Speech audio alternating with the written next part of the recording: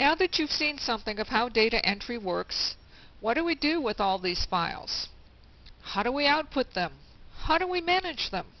How do we write programs? How much do we have to remember? Slow down.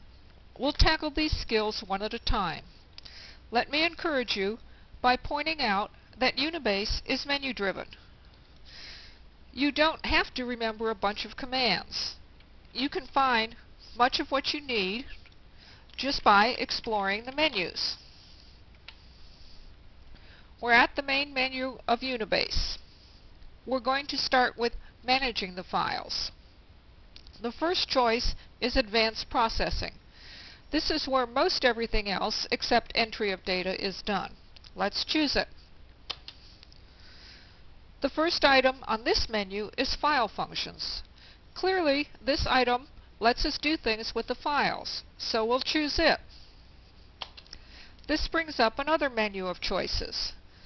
Some of these items give us information about the files, such as display files, display information, or display file log. You remember about file logs. We could display the file log when we were in a data entry work file. Other items let us manipulate the files. We can rename them or copy them.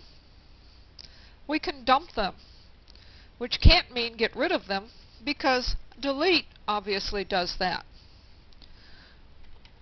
We can sort them, which means to arrange the records in a file in some sort of order, not arrange the files themselves. Or we can do some interesting sounding things. We might execute them, or value table them, or protect them, probably from us. We'll go into detail on some of these menu items in the next few lessons.